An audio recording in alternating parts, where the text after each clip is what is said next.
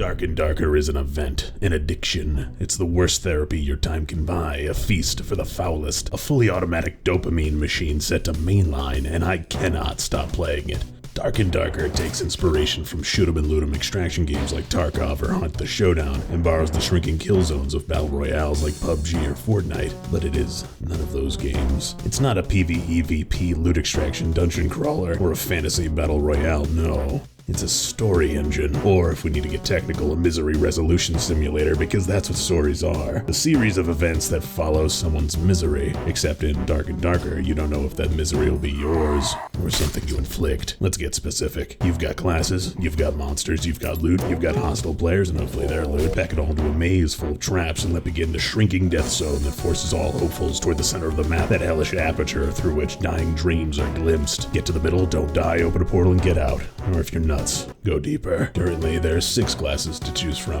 Fighter is a class for cowards. It starts you off with a dinky loadout, but sets you on the fast track from peasant boy to armored core pilot. There's nothing like rolling around a dungeon as 9-ball with your best friend the Gundam, all buried in armor and ready to cut down any opposition. A well-equipped fighter can turn any incoming attack into a playful face spanking and can kill you from any distance. Ranger, the long-ranged dastard, lets you set traps and fire head-seeking nukes from the shadows or through doors. If you've been randomly two-shot while minding your own business, it was because someone had a bad day and saw you while playing the Ranger. When spotted by mortal eyes, a Ranger will always flee. You will not catch them, and if you do, they might have a spear on hand to make sure you follow the 6 feet rule. Also, for the especially paranoid inclined, you can track other players' footsteps and hear them from further away. Rogue, the Craven's Craven, will rush to the center of the map and stay in a single unlit corner, so you can personally deliver their loot to them. Once your back is turned, a rogue will delicately unwrap you in a moment's notice. Cleric, God-fearing and also everything-fearing, is the only pet class in the game.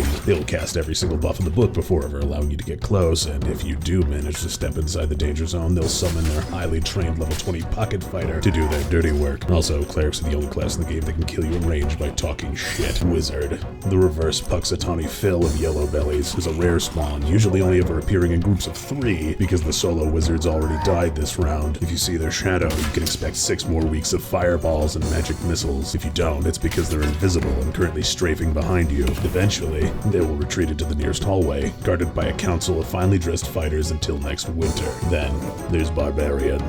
We'll get to them later. Those are the fundamentals, but not the game. Not exactly. The game's a little bit more nuanced, what GDC speakers might describe as emergent. How you play is everything here. After your first few extractions and several agonizing deaths, you'll realize your success isn't determined by your class or your gear. It's all about your approach, your state of mind. So here's how I discovered the best way to play this godforsaken game. It's a quick 2-step process. Step 1, ego death. You play as a hopeful adventurer.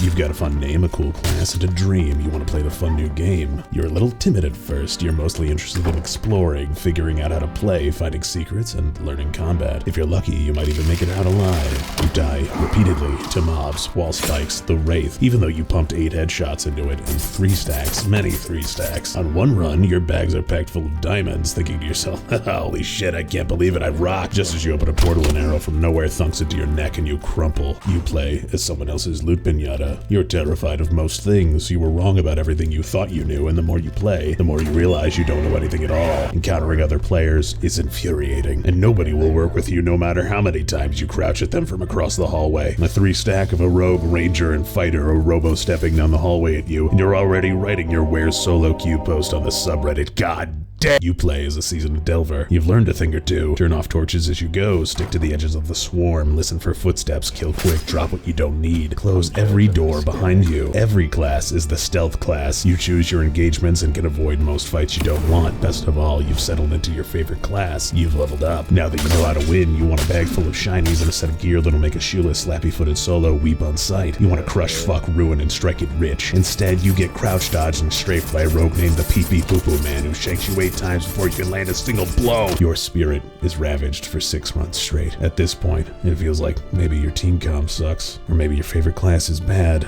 Or maybe you're bad. Maybe the devs made a bad game and you're gonna give them hell on Twitter. Maybe you can't cut it on your own even though you put Solo God in your character name. Or maybe you're playing it wrong because this just isn't how it's supposed to go. Then finally, it hits you. It's not about extracting anymore. It's not about defeating other players. You're not your cozy hall, you're your perfectly rolled gear. You're not your honor code, your class, your funny name, or your personal stats. You aren't your failures or your successes. You are a witness to whatever happens. Your goal? To feel something. You've uncovered the terrible secret, the hideous truth. Dark and Darker isn't a competition you're meant to win. It's a roller coaster, and the ride is in motion. Step 2. You play as a scumbag with an agenda. You've finally arrived. You're no longer a heroic adventurer bravely facing down a challenge. You're a mud-caked rat man who exists solely for the adrenaline-pumping tension of eternal fight or flight. You just want to see what happens when you step foot through that first door, because right outside is a pile of filth, and you're eating good. There are no tactics too depraved, no depths you won't sink to, because down here, misery is its own reward. This is how I discovered what I like to call the Raging Buddha technique. See, my favorite class is what many players would describe as the worst class. Barbarian. Barb skills and perks are generally low impact with a starting loadout that's pretty weak in utility. For most, running Barb means two things: swing big axe bigly and be a sacrificial meat shield for your more intelligent friends who decided to play something else. If you hit, hey nice, you'll do a pretty huge chunk of damage, but it takes about a week for your attack animation to complete before comboing into its second animation. At the very least, you have the option of swinging horizontally too, so that's cool. While swinging the default axe, your movement speed is slow to that of a sloth afflicted with ALS. If you're fighting monsters, you need to swing once and book it immediately, otherwise you'll get hit. If you're fighting players, you need to use your throwing axes and hope that you can win in 2 perfect swings, because you'll be eating hits the entire calendar year required to make your offensive, and you don't have enough HP for a third attack. If you can get your hands on some better weapons, some well-rolled armor, a pocket cleric, you could be a true menace. But in my experience, gear for barbarians is mysteriously rare, and I'm too unwilling to embarrass myself in front of my cleric friend. So yeah, playing Barbarian, I die a lot. In fact, if you've met Triple Stack Baconator, you've probably killed me. And when you die a lot, you either quit or you start thinking a little strangely. You follow the 2-step process. You become the Raging Buddha. Select the Smash perk and turn your axe into a pocket breaching tool. Divest yourself of all material possessions. Use only your starting equipment. Don't pick up any valuables until the very end, if at all. Destroy every obstacle in your way. Never stop moving. Hunt them down.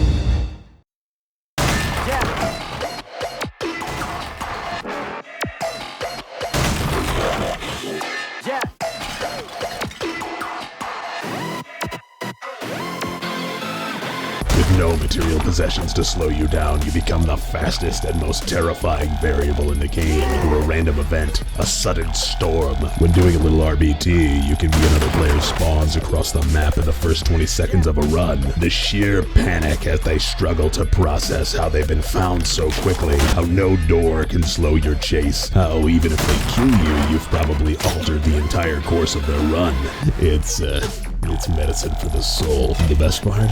If you die, you didn't lose anything. If you lived, there's a score of people out there cursing your name, wondering why you never even bothered to pick up their loot. And none of it matters anyway, because either way, you're just there for the vibes. You're just another part of the game, and yeah, that's Dark and Darker, everyone. Secret step 3, ego undeath, you're a fucking madman. We're not done. Once you spend some time surrendering your identity to the narrative ebb and flow of the dungeon run, you're bound to emerge with something new, something strange. You're you again, but something's changed. Let me introduce you to my other favorite class.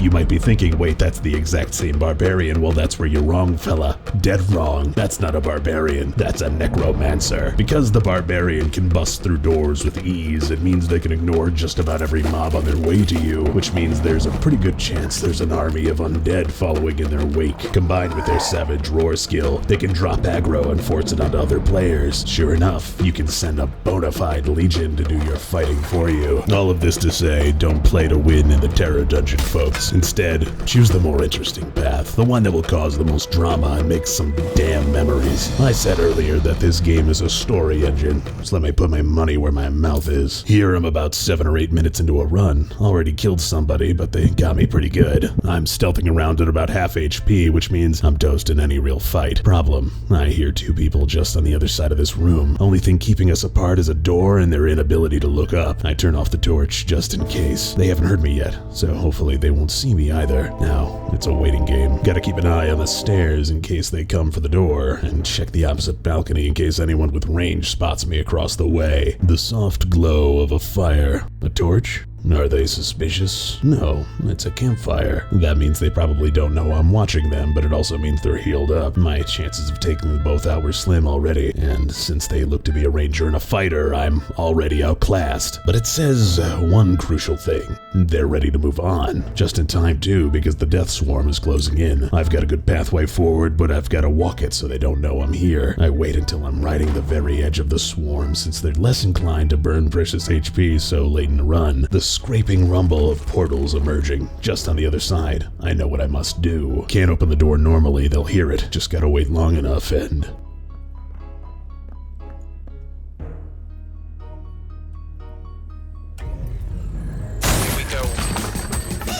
I'm out, but we're not done. Let's see what fate I've damned my ranger friend to. We can already see his fighter buddy escape, leaving him to hunt for another escape portal or to try his luck going deeper. With a little moxie, he could probably find He went deeper. Let's see how this pans out for him.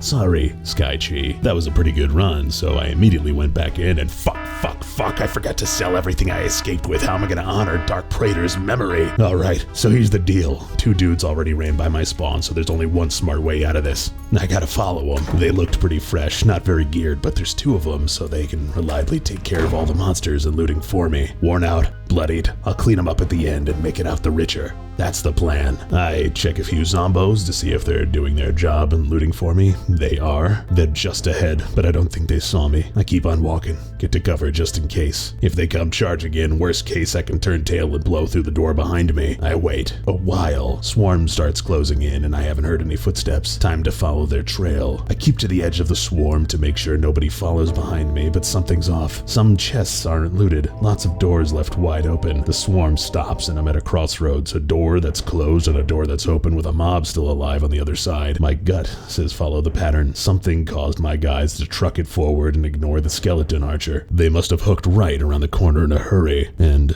there's the fighter, crumpled in a heap and left to die. His friend must have made it a little further. Based on the kill feed though, another player must have done this. His friend is probably dead. My loot gone with the wind. Might as well check him. Wait. Footsteps. Spells. Don't move a muscle. They're close, but they're distracted. Time to move in, get a look. Shit, there's a guy right there, staring right into the doorway I made. Or it doesn't actually seem like he's looking at me. I take a look at the fallen fighter's corpse. Yeah, any and all treasure taken. Swarms closing in, time to move, take my chances. Then it hits me. This guy is busy looking at his inventory. Aim for the head. Swarms closing in, footsteps ahead. I've got to think fast. Open up, Tay-Tay, hey, and there it is. Everything. Now mine. I cannot fail now. People died for this payday. Dark Praetor, Skychi, one of these guys, Tay-Tay, hey, loot that shit, get out. I stroll through the swarm, hoping it'll provide a buffer between me and whoever is still ahead. Breeze through the swinging axes. Door up ahead is closed, which means I'm not likely to be spotted right away. Nobody down the right hallway, and am I training a wraith? To hell with stealth, bring that door down. Cleric, rogue, wizard around a corner. I'm fucked. Rogue pushes in, I take a swing. Wraith, swing again, push. Wraith hits me at the last second. I'm slowed, but oh my god, this is perfect. The Wraith is in the doorway. Go.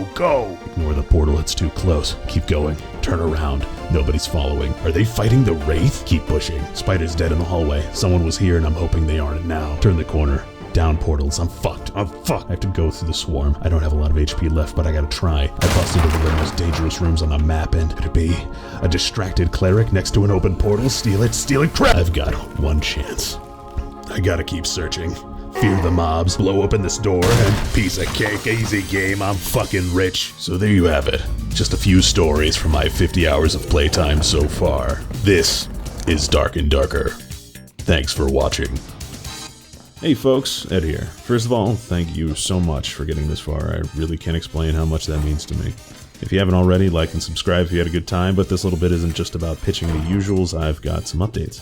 First, we've changed up our Patreon. Now it's only a single tier for a single $1, and it's going to be much simpler for everyone else included. If you feel like showing us some love, it'll be much appreciated. We're also changing up our Discord. It's going to be open to everyone right now, so come hang out, shoot the breeze. Links to all that in the description if you feel like checking them out. Again, thanks for watching, man. I'll see you next time.